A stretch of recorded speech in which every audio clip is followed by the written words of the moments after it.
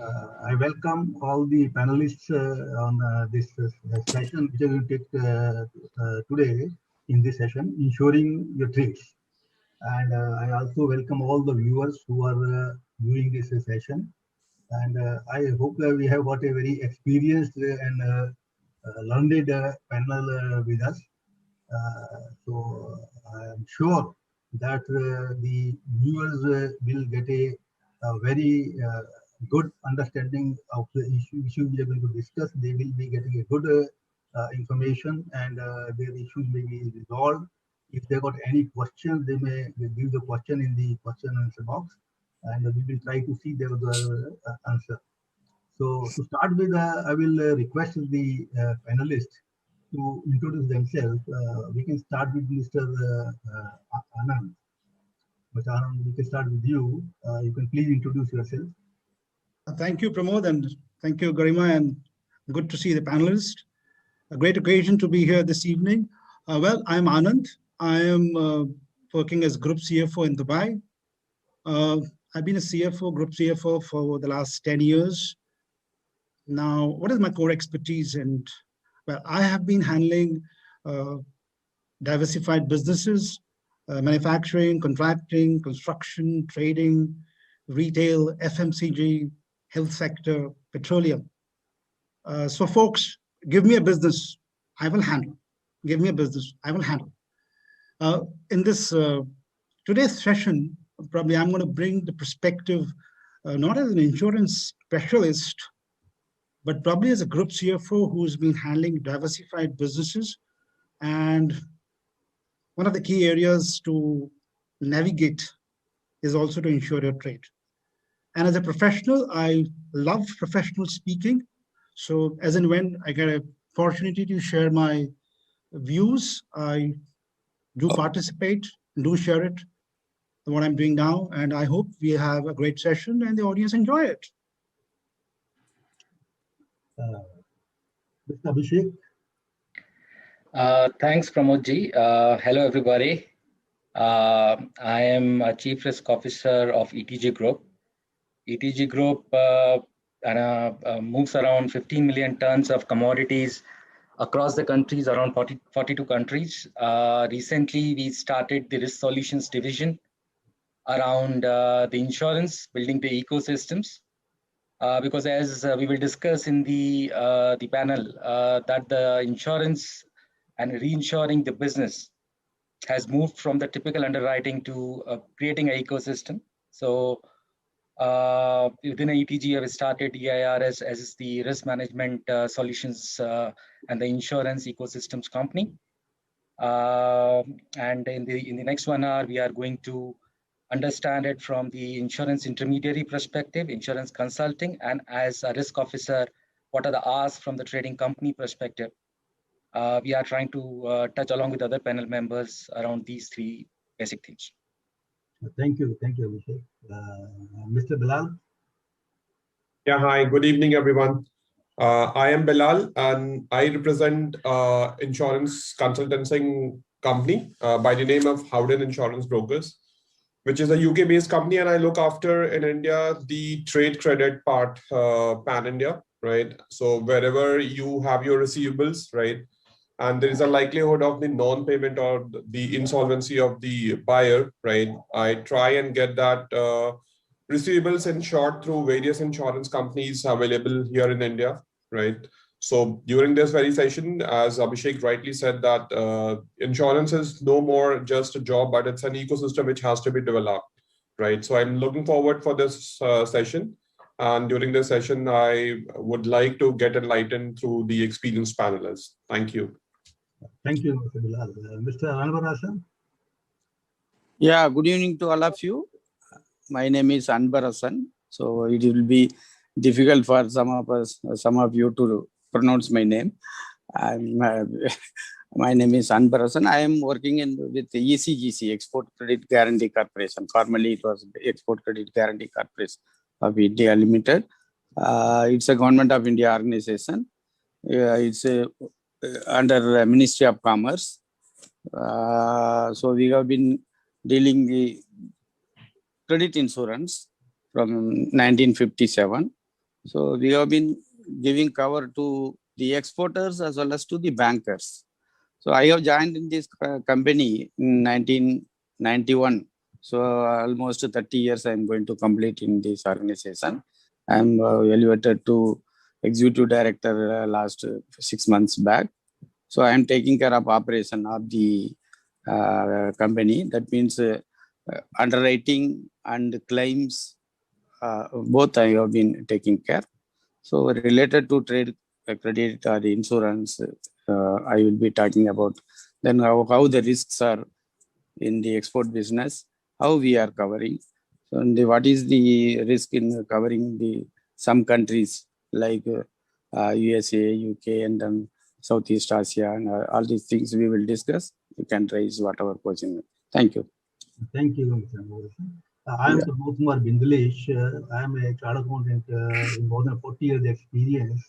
I have superannuated from SEBI, a chief general manager, and have been involved in various policy initiatives along with that other activities that like the investigation, adjudication, policy formulation, everything has been involved with that. And I am a proud participant of the liberalization and the reforms that have taken place in the capital market. And we can proudly say that now our capital markets are not less than in any other capital market in the world. And we have worked a lot for that, and a lot of reforms have taken place.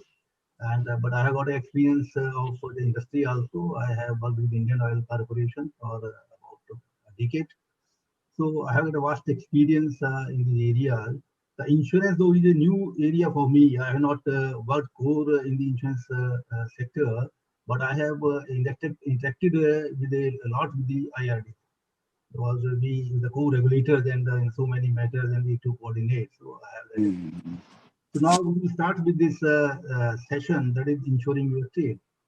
So when we see the insurance issue, we find that last year was a very, very typical year where a lot of troubles came, and the insurance comes to the mind that yes, this is an issue which is need to be discussed and debated. What happened actually, and this year also, the starting we are saying that how the Suez Canal was blocked by the Ever Given ship and raising all issues about the insurance, insurance and how they impacted. So I will start with Mr. Anand. Just to let us know that how was the insurance segment in the last 1 year? How it has been in the last 1 year? What are the governments taken place? What are the issues that emerged? Yeah, I think before I go deep dive in to answer your question, Pramod, it's important to spend a couple of minutes on what exactly has happened in the COVID times in terms of business. Now, I believe as Group CFO handling diversified businesses, three major things have happened. First, risk assessment, risk perception. That itself has gone a big time change. You know, you look back a year back, probably we all guys will be talking about risk. It's a 12 months horizon, or maybe more than that. Risk probably will be, are you going to go for merger? Are you going to go for acquisition? Should you go for a different expansion? Those sort of things. I've never seen in my almost 28 years of career where risk nowadays as good as today, as good as 3 months. So a big change in terms of the risk perception, risk assessment. That's one. Second, the going concern of the business itself has undergone a change. Today, you're talking about risk to manage a going concern. Survival is an issue. Now, again, this is a big time change. None of us knew it before the COVID. And third big time change, which I have seen, and mainly because I handled 6 to 7 businesses in my current role. So the people have made mistakes of equating this risk assessment and the going concern, across same for every business. Now that doesn't work. One size doesn't fit all. You can't wear a same shirt for all. So what works for trading doesn't work for manufacturing, and what works for manufacturing, Pramod, doesn't work for construction. Now, this is a paradigm shift which has happened. Now, whether you look for insuring your trade or anything else, you need to be constantly be aware of these three paradigm shifts which have happened across the businesses globally in the last 12 months. So now let me go back to your question and answer specifics on that with this paradigm shift. When I look at insurance handling my businesses, well, I feel definitely changes. For example, the big corporates, they anyway had a good coverage before that.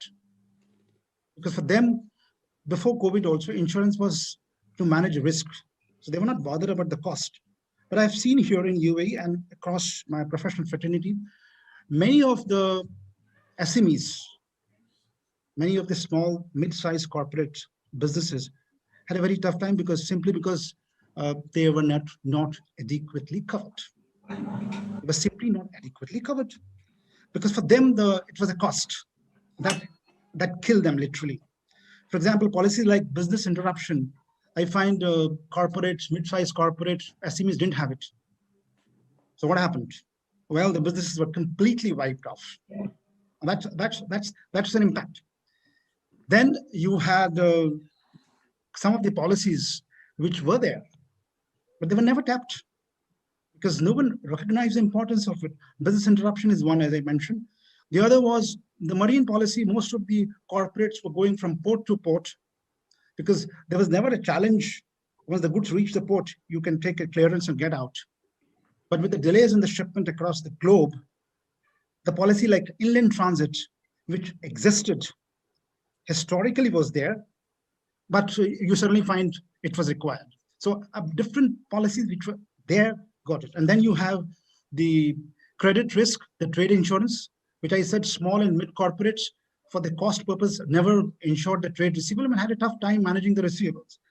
The third change which I find, folks, is something pertaining to the employer and the employees, because the employees have also been very concerned about their health.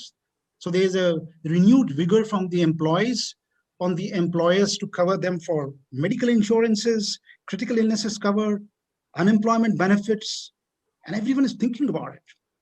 And the beauty is, yes, employers also recognize because they need a team which is absolutely motivated. So that's something which is happening. The fourth change which I have seen, Pramod, is that there have been a government intervention, across a lot of countries, which has made insurances to revisit something like COVID.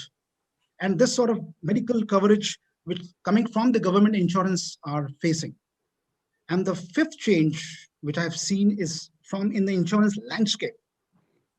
I believe in the times to come, as happens in most of the businesses, consolidation might happen, and which may have a situation where the big corporates in insurance, the big insurance houses, will still have their pie and eat it too, but the small insurance companies will really find it challenging. So basically, you have new policies which are now being tapped. There's a challenge for small and mid corporates to revisit the insurance focus point.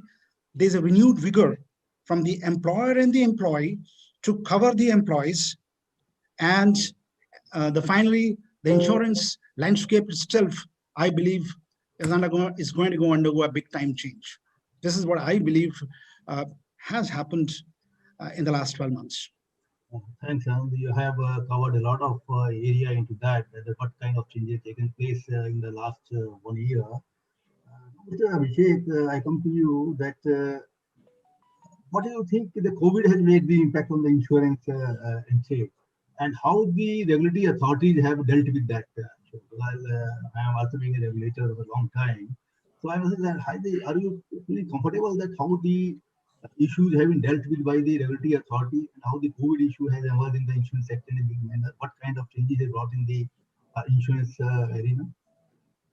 Okay.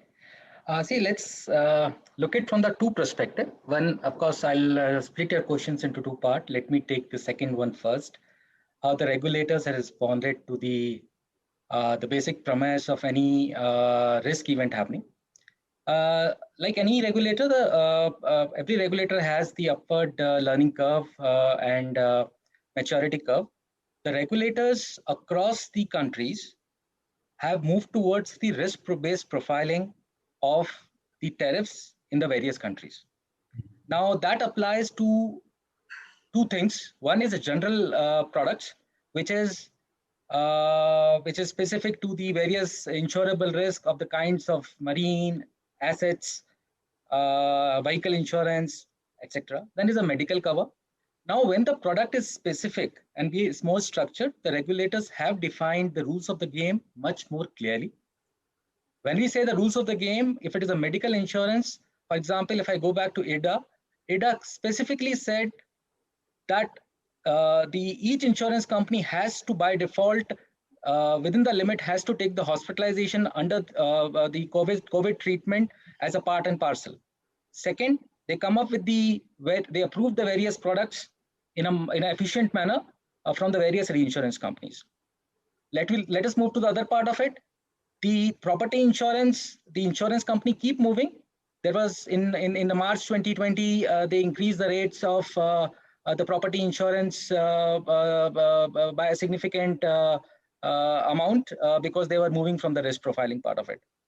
So from the regulator perspective, in a nutshell, only sector which was affected was basically the health insurance, and they were up the curve in basically bringing a benefit to the insured, making it more structured product, having the base competitive pricing coming in by having the tariffs in place. So that is there. Rest all basically is the continuous journey which the regulator is also having regarding the other classes of insurance, of general insurance, and so on and so forth. I think regulator is working a very good job within the limitations what they have, but it's including IRDA or including in Africa, including in Dubai and whatnot.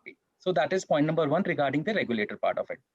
As far as the COVID is concerned, my friends, I think we should understand it from three perspectives, and I like to be brief so that we can take inputs of the other members as well. Point number one, the insurance sector, that is the insurance lines across the world, was struggling on the sense they were reeling under the pressure of the various NatCat events happening more frequently, the risk events coming much more frequently. The Lloyd's market has not been doing so well as they were doing in early 2000s. The corporate pie was seeing a consolidation between AXA, XL, and many others, to name a few. Therefore, the insurance sector was already under a pressure. There was a lot of consolidation happening. They were, trying to increase the risk-based premiums of the corporates. Now, with the COVID coming in, it hit their losses in a knee-jerk manner. That means there is a step function in increasing the risk, in increasing the cost of insuring, and hence it put a pressure on them. Like any other sector, this kind of pressure was passed on to the players who are taking the insurance. That means that across the risk, the policy takers, it impacted them by the increase in the cost, whether it is a marine line, whether it is a property line, whether it is basically the asset all risk or a construction all risk policies or the liability policies. Third important part, insurance contracts become more go through kind of stuff, if I can use that word. The kind of a demurrage clause in the contracts, the force majeure clause in the contract becomes a trigger point to be really looked into. So initially, when the finance executives or the risk executives were looking into the insurance contract, these were basically pass through kind of a stuff. But with this crisis, with being the force majeure, I think the demurrage clauses, the force majeure clauses become the point of attraction, and there was a lot of debate happening between the insurance companies and the insured to do with that. And finally, about the brokers or the intermediary who providing the solutions, the market become even more tougher. The risk management became the important part of the writing the insurance. It is no more a sales, only the sales model.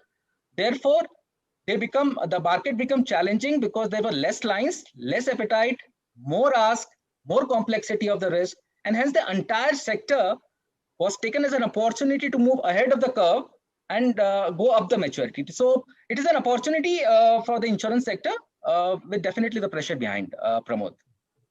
Thank you, Abhishek. Happy to note from you, listen from you that regulator did a good job. Myself being a regulator, For sure. Hear this kind of thing is a very rare to listen from the participants.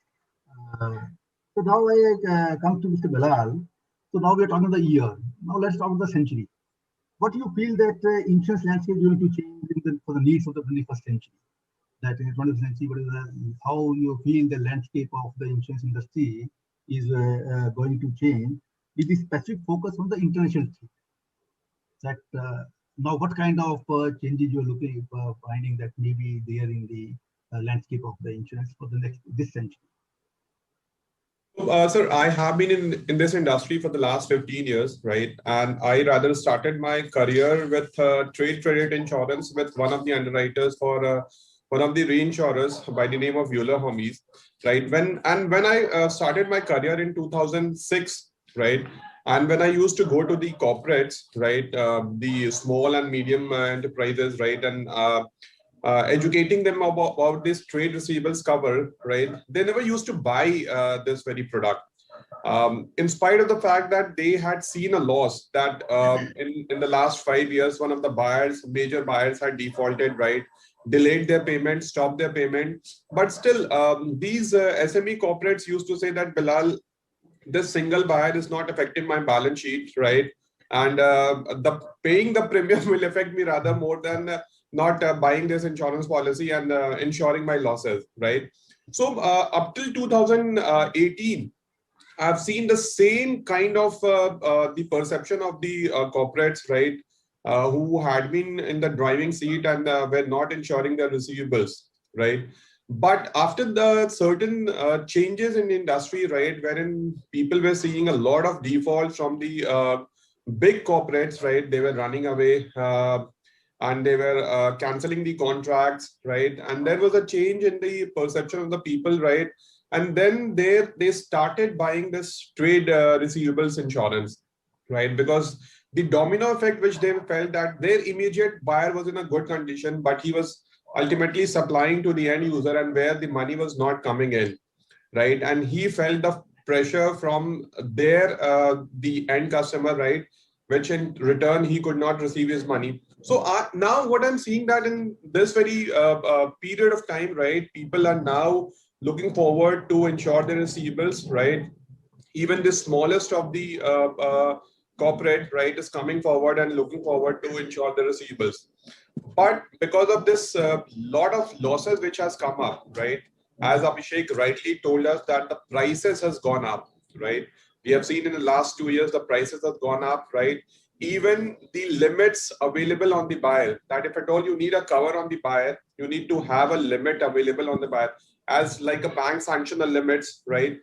The insurance company also sanction a limit on the buyer on whom you need a cover for, right? So that also is being squeezed by the underwriters because of this COVID, right? A lot of industries like garment, like leather side, right?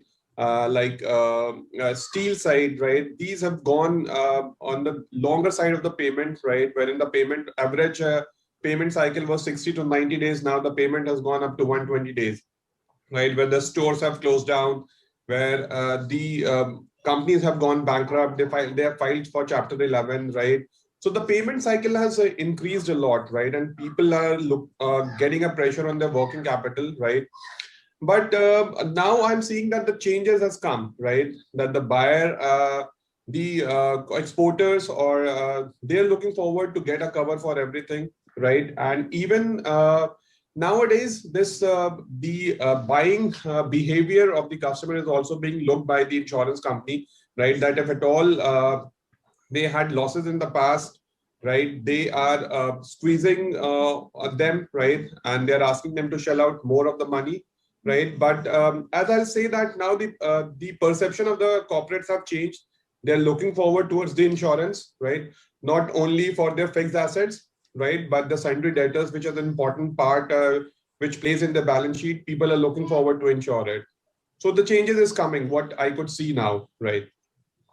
Thank you, Bilal. I say I find that the lot of need for the insurance is getting generated, and a lot of activity getting insured, and always the issue of the cost and benefits will always come. While the cost, then insurance companies also have to be mindful of the cost factor if they have to enhance their business. Now, Mr. Avran Saran, now we are letting specifics. So, we'll like to ask from you that what are the credit insurance and business insurance schemes available to the traders, and how can an exporter avail the benefits of these schemes? Can you just explain on this the part in the specific issue? Yeah, good evening once again. See, we have been doing the credit insurance. Okay, this credit insurance is entirely different from the business insurance. Like Mr. Bilal told, we have been analyzing the buyer. We are getting a report from the some of the agencies who are in abroad, and analyzing the buyer and giving credit credit insurance cover to the customers. We have two vertical business. One is the cover for the exporter, another one is cover for the bankers.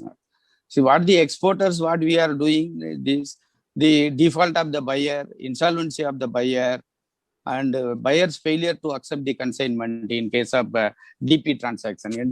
In the credit insurance, people know that what are the credit terms available. That is DA, document against acceptance, document against payment, DP, then direct delivery. Nowadays, all the buyers are asking direct delivery. That is more risky in the business than the DA or DP. This direct business or direct delivery, the exporter has to send the document directly to the buyer without bypassing through the bank. The buyer can easily take delivery of the consignment. It is more risky.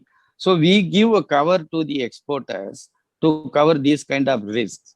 This insolvency, maybe nowadays a lot of big buyers have gone into liquidation under Chapter 11 in US and other countries. We have been settling last year, for example, just I'm telling the number, 31st March is over by yesterday.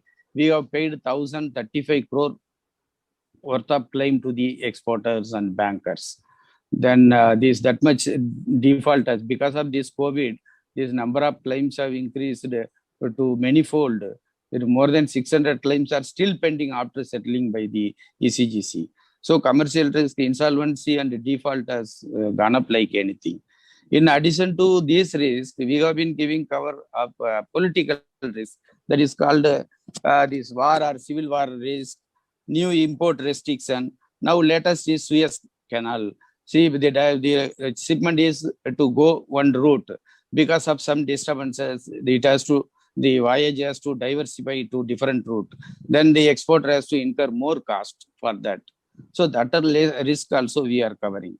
Then a new restriction imposed by the government in the buyer government. And then cancellation of valid contract. All these things we are covering under this credit insurance. Which insurance we are not covering is if there is any dispute in the goods, means due to the quality. Okay. Voice is not coming.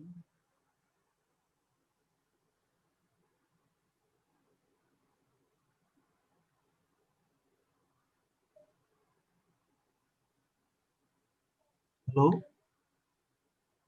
See, I think we lost him, but I think what he was trying to motivate was the contractual risk, which is the commercial risk, is not covered. It is basically the credit cover where you invoice it out and you have the credit. Is basically the coverage in that aspect. I think that is a very well point, and ECGC would definitely. He's back, yeah. Yes, ma'am. I think you're mute. Yeah, I think he's mute. Please unmute yourself. Sorry, because the connection went away, and then it has come that side. So sorry.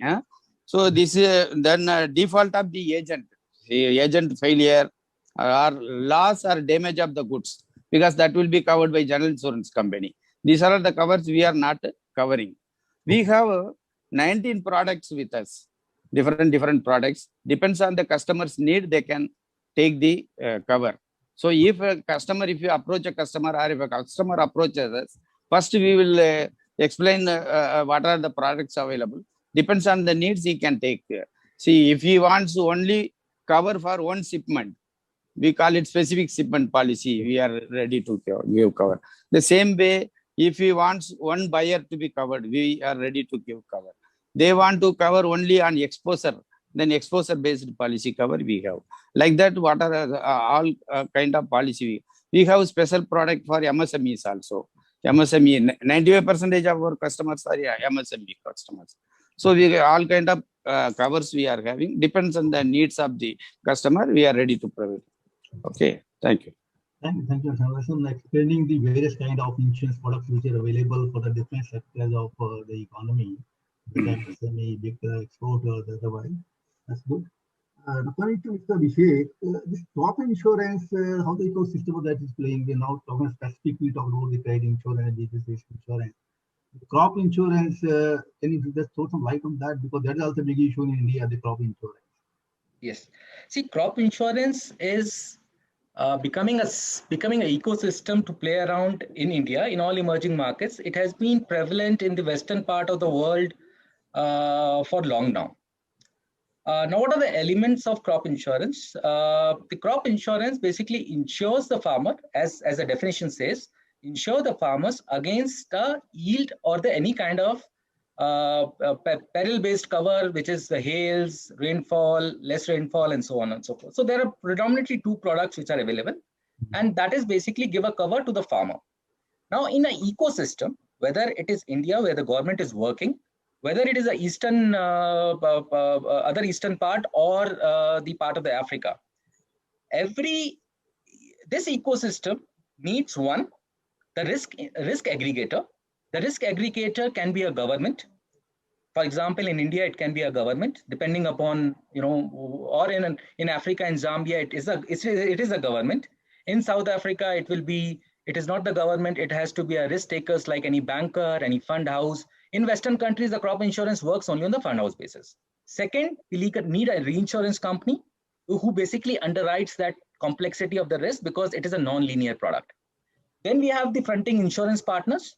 Then we have, of course, the parties who are going to get insured. Any risk solutions company which can bind this insurance ecosystem will be instrumental in making the crop insurance work. Now, how does it happen? Let's take an example of India. In India, there are a lot of startups, including the existing companies like probably, I can make Agri-Value Chain or Agri-Chain in the Australia, Agri-Task from the Israel, is basically becoming an enabler to create that ecosystem. One. Second, reinsurance like AXA XL, along with the Munich Re and Swiss Re are coming together, working with the government to have the policies and support for that, because we need risk integrators. So it is an ecosystem, point number one. Everybody has to play a role, point number two. Major important role is played by the ecosystem creator using a technology, because you need a retrospective data of crop, acreage, weather, so on and so forth, and prospective data as we move further. Therefore, if we have this ecosystem, the crop insurance is going to be a future which is already being started in execution in India, in rest of the other emerging markets, and Western, it has to be proven to be successful as well. Thank you. Now, going back to Mr. Anand, can you use the new developments and the good point which have happened with the insurance, so the diversified business can insure their trades now in the coming time? The diversified business being the diversified business, how they can insure, and what are the specific insurance products for that available? Yeah, see, there have been some insurances which I guess, as I mentioned earlier, have got a prominence now. For example, let's look at our businesses.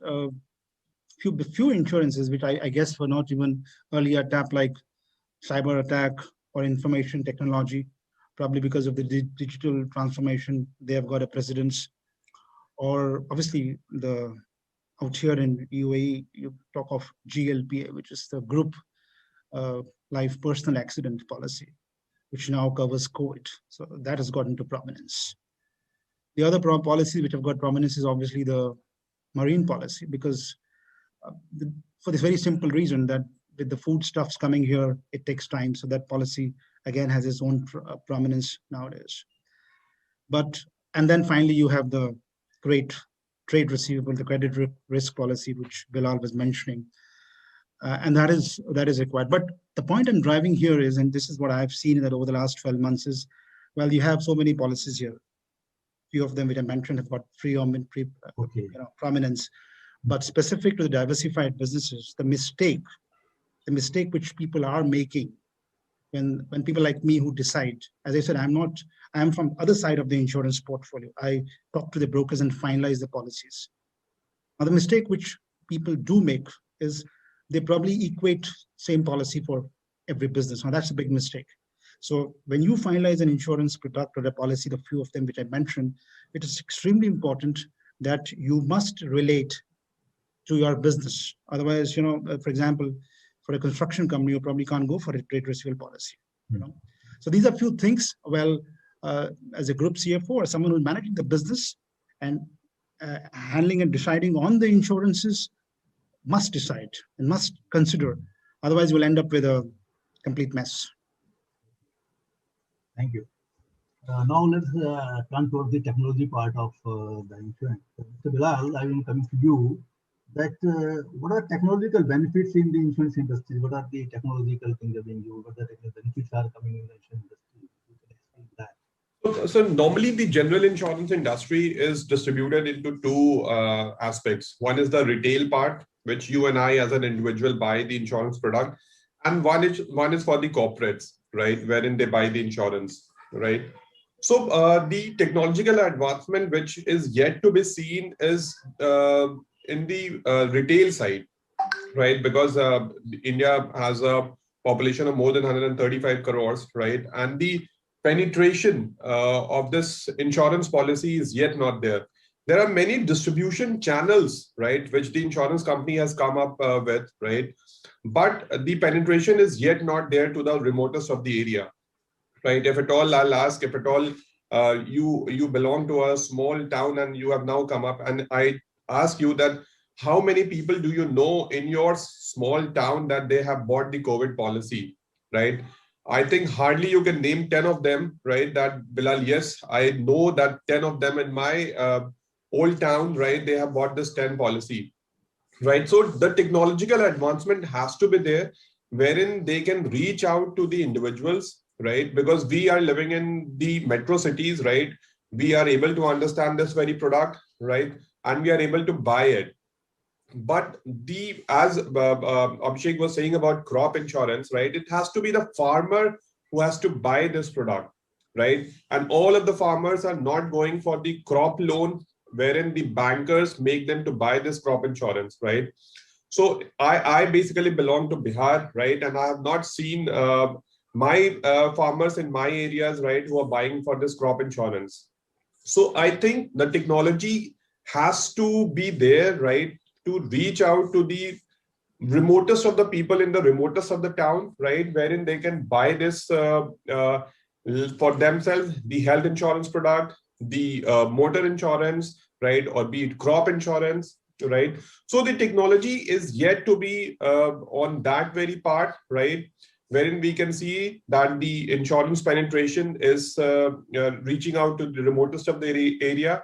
And that is why you know that the regulatory body here in India has increased the percentage of FDI investment from 49 to 74. Because until unless the investment is not going to be there, the investment on these things are not going to be done, right? And then people only who are living in a metro or a B or a C grade cities are going to understand this very product and take the benefit of it. But yet, I say that there has been a lot of changes, right? People can buy the policy, the individual policy with a click of a button, right? But still, the insurance companies are not educating the people in the remotest of the area, wherein I think the technological platform can help a lot, right? And if at all that is done, right, we all would be happy, right? Pramod, I'd like to add here, I think from the commercial insurance perspective, see, though Bilal has touched on the retail insurance, I'll talk about insurtech platforms that is being coming in foray on the commercial side of it. Okay. That will be the new normal. Before I get there, I think 2 points we need to consider. Anything which needs to be digitized need to have less of variables and less of constraints. That means the commercial insurance policies needs to be understood from the SMEs and MSMEs perspective. In India, it makes a lot of sense. From the bigger risk perspective, it is more structured and it has to be tailor-made. So let's park it for the time being. From the MSMEs perspective and SMEs perspective, right now, there are only 3 pillars for insurance management. One, ease of policy placement, right policy, low cost by disintermediation as much as possible. Now, how it is happening, if you remember, the Policy Bazaar came in probably 15, 20 years back, right? On the retail side of it, though they have the commercial also side of it. The objective was very simple: aggregate, ease, disintermediation, and low cost. So commercial insurance for SMEs, MSMEs, with the regulatory framework. I mean, I would like to highlight the point in January this year, and starting from today, the regulator has come up with the policies for MSMEs, property insurance, the guidelines, which says between this and this should be the bracket, and this. So which is regulation is getting there. So regulator is enabling that ecosystem. Artificial intelligence and the machine learning based platform like Flyreels of the world, where the startups are there, need to enable it. And as a result of that, it will be a cost saving for the SMEs, MSMEs, and they will definitely going to come back to it. So leverage already that looking for the sandbox mechanism to innovate and the use of technology and how it can be innovated. So Abhishek, when you come in, blockchain, you can throw some light on the blockchain, how it can be enabled for the global management transition. That blockchain, how it can impact the. Okay. See, the insurance is a put contract. It is about the contract which a put option which the insured take from the insurance company, and everything is a legal contract.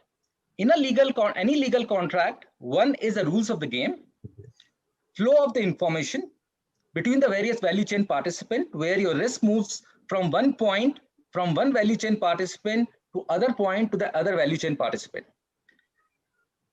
And the important thing is when the data is moving from one value chain participant in terms of an object to the other value chain participant, the authenticity, reliability, and integrity of the data moving across is very, very important. Blockchain helps to do that. Blockchain is a technology which ensures all 3 things. And that is the reason, if I look at the global market, marine lines are getting into blockchain, because specifically in marine lines, freight lines, I'm talking about insurance lines, the risk moves from one point to other point in one object to other object. Therefore, all 3 things which I talked about, transparency, reliability, and integrity of a data, you need a technology platform, and blockchain is already a game changer. The people are collaborating. People means in the sense I'm talking about the reinsurance companies are collaborating together to be a part of the blockchain in order to, one, not to bleed on account of the frauds. Second, optimization of the operational cost that comes in data exchange and the documentation exchange. And third is basically better risk profiling of a counterparty of an insured by having the database of the insurance insured in a central repository. Otherwise, the fraud and the misrepresentation of the insurance insured is the norm in every part of the world. So blockchain is definitely going to help us, and it's helping. Didn't fly as quickly as the insurance company was expecting. AXA came up with the blockchain technology of doing it. I mean, they withdrew it because the cost efficiency was not there. But I think the other players are working on it to get it to the next level. Okay. Then we have to actually LTD move to that technology we have to use. Now I'll like to ask Mr. Banar sir. This is like this concept we're having for the Indo-US, India, UAE trade insurance. So what I'm asking the question to you, what are the difficulties faced in UAE to avail insurance, and how these difficulties can be, is there any difficulties in getting the insurance in the UAE, or how, if it is so, then how this can be overcome? Sir, I will talk about only Indian this one, Okay. because I don't know about UAE. What are the Okay. they are facing? Okay. Then, Okay. can you just explain that? Yeah, Okay. I will talk. See, normally the commercial risks are covered based on the buyer's Okay. buyer's financial strength. Okay, we will fix a overall limit. Mr. Bilal has explained. Okay. On any buyer, we will fix a overall limit. To fix a overall limit on one buyer, we require the criteria, we call it as a scorecard system based on the business ability of the buyer and the transaction behavior of the particular buyer. Okay. Then what is the industrial practice? Then mostly most importantly, the financial strength of the buyer. Okay.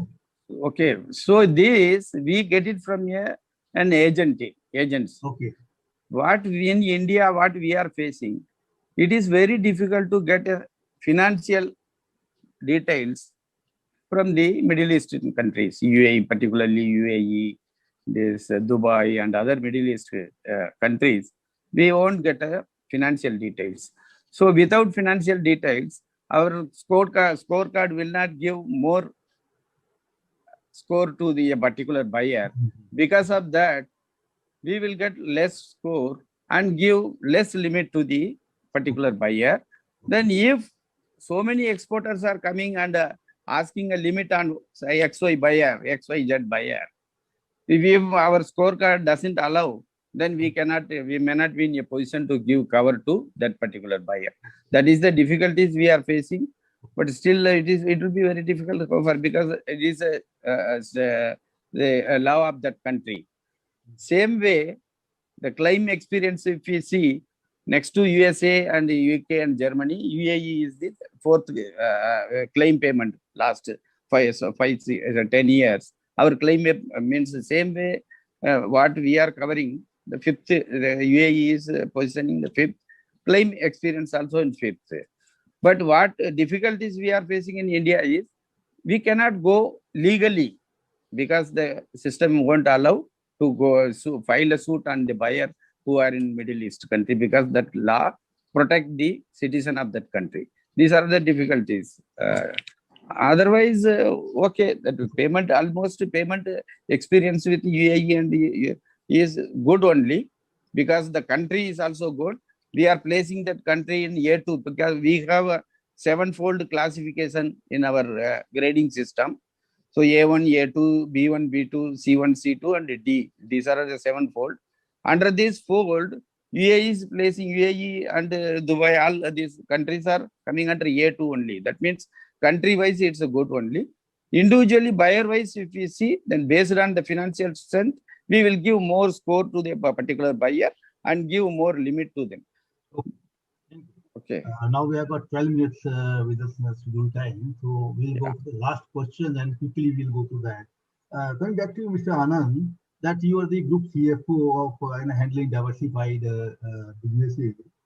What do you think that are there other ways in which you can ensure a trade and safeguard your trade? Can you think of some innovative thing into that? Yes, I've always considered insurance as one of the options in the COVID times to ensure your trade. But I will not put my money completely on it. I won't do that. Mm-hmm. So going back, then what I should do? Well, here's the solutions. As a business CFO and the group CFO, I need to run my businesses, what my P&L says, as basic as this. Well, that's one. Two, I must know the knowledge of the business, at least from commercial and financial perspective.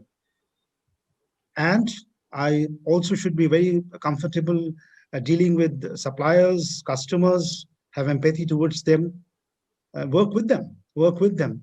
And that's how you ensure your trade.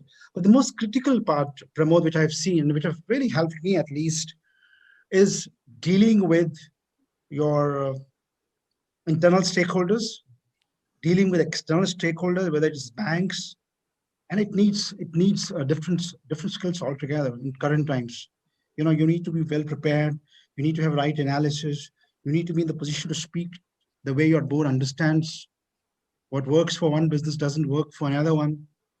And one thing which I've seen, which I want to share here is, you can definitely insure your trade. You can definitely insure your money more if you are more vigilant financially, internally within the operations, which means when you're dealing with your stakeholders, the board, and you want to buy in from them on various decisions, not only that, you're required to speak in the language in which they understand. That's critical. No questions on this.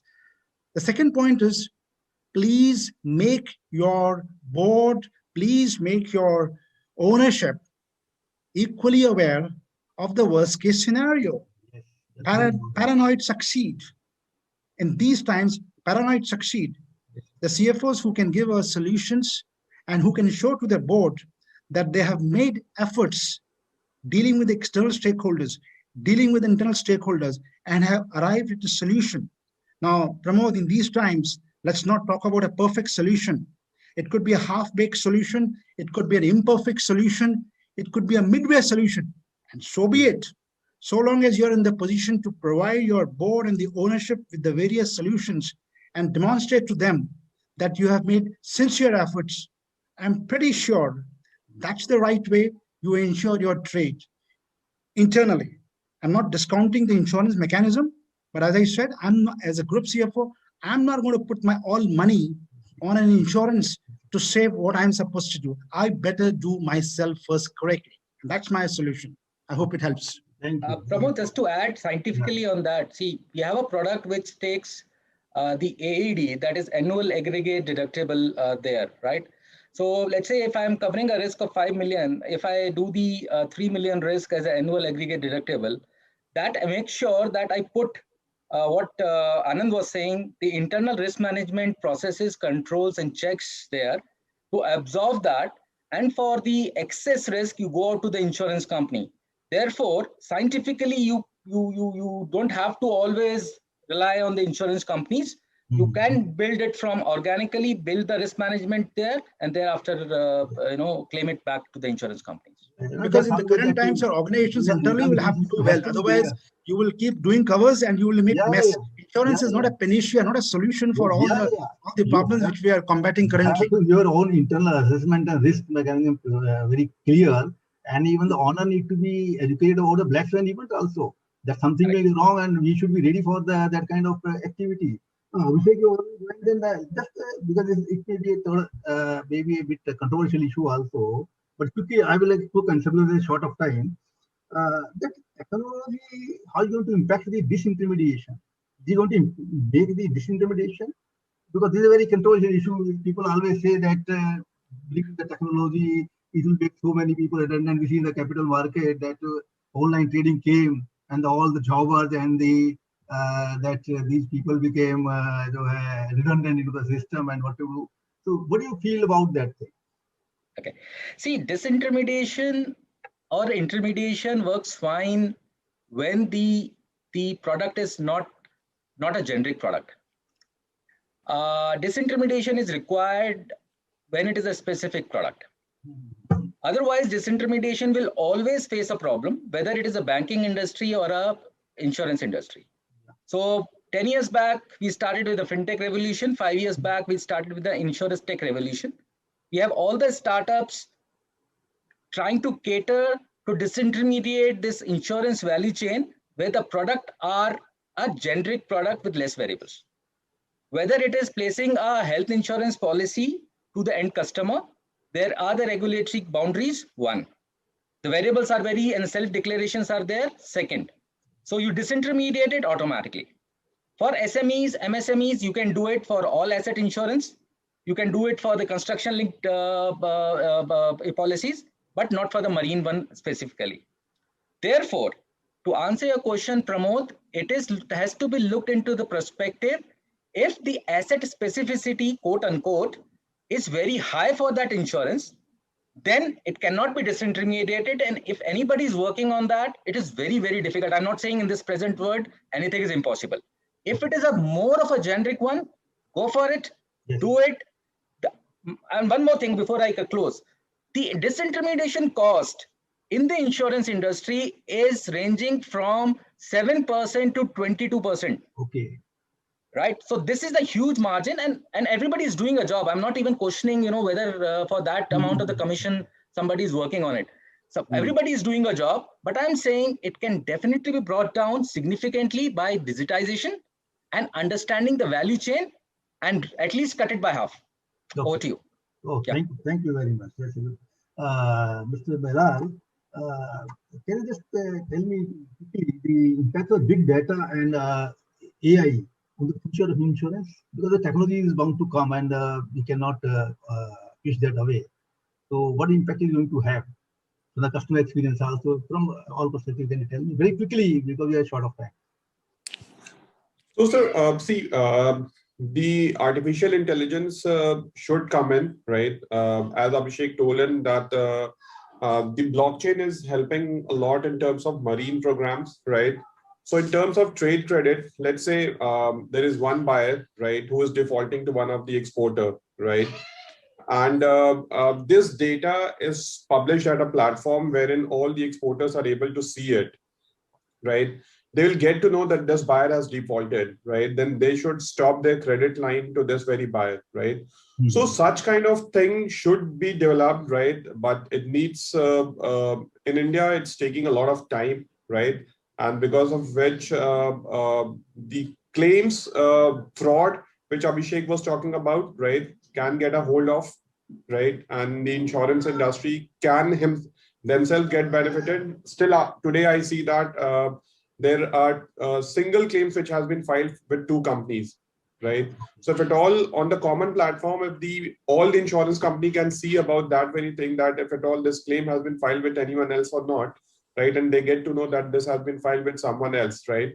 So a lot of check and balance can be done with this help of artificial intelligence and the blockchain, right? And definitely, as one of the insurance expert, I'm looking forward to this implementation, right? And definitely it can help a lot. Okay, thank you. Mr. Anwar Hassan, what is your view about digitization? How do you want to impact the same thing in the technology? How do you want to impact the insurance industry? Let us have your view also. Yeah, see, any technology has both the side of coin, advantages and disadvantages. I think Mr. Bilal may be the correct person, because in general insurance company, it is prevailing. The people can easily refer to the Policy Bazaar or so many other mode of this one and compare the car. As far as credit insurance concerned, is yet to come. So far, no people have digitalized, because it will be legally, the documents and other things have to be vetted. So we are not yet come up with digitalization. We are also developing now only. Our IT teams are doing. It may take time for another year. So other credit insurance also, they have not come with digitalization. Only now, so far we have been issuing the documents through hard copy only. Okay. So that is Pramod, I'm a very big fan of digitization. I'll take a minute there. See, the digitization needs to be understood from 2 aspects. Digitization of the workflow. That means you are doing it from outside in perspective. That's right. Blockchain enabler, automation enabler. Second is from the credit insurance perspective or from other perspective, AI and machine learning helps to profile your counterparties much better. If we put much of emphasis in using the technology to do that, and then we can achieve it. And lastly, these AIs and machine learning helps the user experience and engagement very high. So use technology. InsurTech is the next way going forward, and it is going to be a game changer and disrupting the entire insurance industry for sure. Thank you. So now we have to conclude the last, let us have the last concluding remarks from. Let's start with Mr. Anand. Well, I am the odd man out, but so be it. So, well, I'm very clear that, yes, you need insurances in business, but, well, if you're handling businesses, look at other areas also and work together. And I would strongly recommend that the way you insure your trade is be internally efficient, be internally accountable. And I believe in that 4 Ps, which I keep repeating: passion, persistence, perseverance, and patience. These four are important. So important when you run your own businesses. So I rather will go for my in-house skills to protect ensure my trade rather than banking on insurance. I'm not discounting them, but I've been very pragmatic because you need pragmatism and you need paranoids to navigate through this mayhem of COVID. I completely agree with you on that. Insurance is not a replacement for the internal efficiency and the controls. You have to be efficient and have a control over there. Insurance can supplement it, but you can't replace it. Perfect. There you are. Spot on. Spot on. Abhishek, your last concluding word. Three words, 3 lines there. Take the right insurance, but not as the fallback or only as a fallback. Second, raise the technology for getting insurance and placing insurance. And third, understand one thing, your price or the cost is going to go up if you don't respect the insurance industry.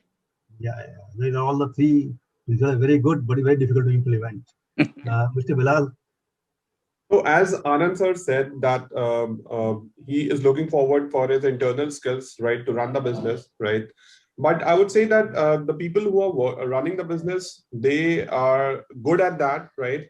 But any catastrophic losses which can come up, right, can only be covered through insurance. And we in India are seeing a lot of catastrophic losses which are coming up, right? And which, if at all, they would have self-insured, their balance sheet would have really run out of it, right? So we as an insurance consultant, right, we have done a lot of research, right? And we say that India still is facing a lot of catastrophic losses. So people should look forward to insure their assets, right? And we as an insurance consultant should give the right piece of advice to the people, right? And should look forward for this technology platform to be an enabler for buying insurance. That is very important part, that educating the industry and the people who take the insurance and what kind of insurance should be taken and what not. That's very, very important. And the cost benefit analysis need to be explained to the people that what they're entering into and what the cost for that and what they're ultimately going to get out of that thing. Mr. Anubharasan, your concluding remarks. Yeah, see, other people have already covered, like other people told, every trade has inherent risk. So insurance is the protector for that. So all the traders or exporters, it's better to have insurance cover to protect their risk. The risk may arise at any time. So COVID is the one example. The Suez problem is the another example. So like that, you see, so many political turmoils are going in our neighboring countries. These are the examples.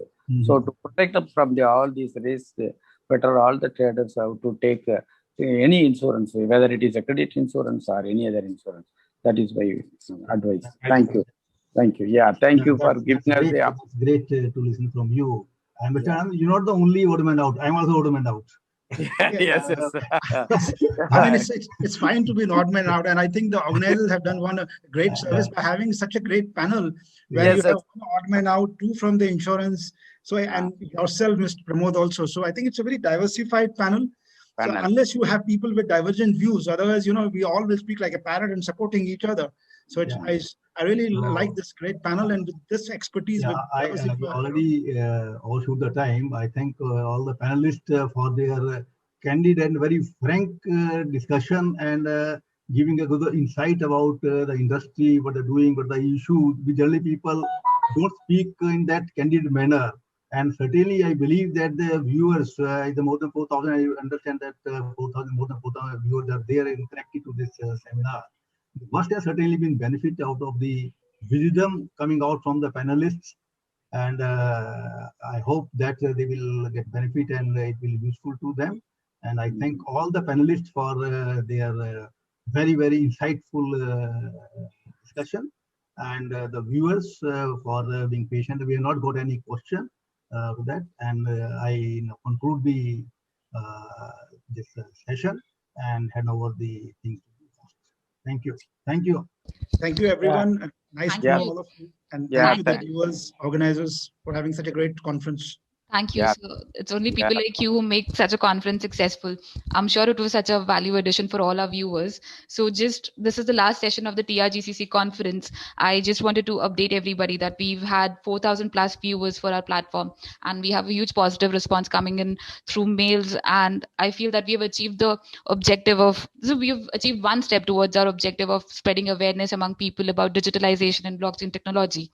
So yes, I would like to thank each one of you, Pramod sir, for so smoothly moderating the entire session, Bilal ji for your inputs, Anand ji for your inputs as well, and Mr. Abhishek and Anbarasan for enlightening us with your knowledge.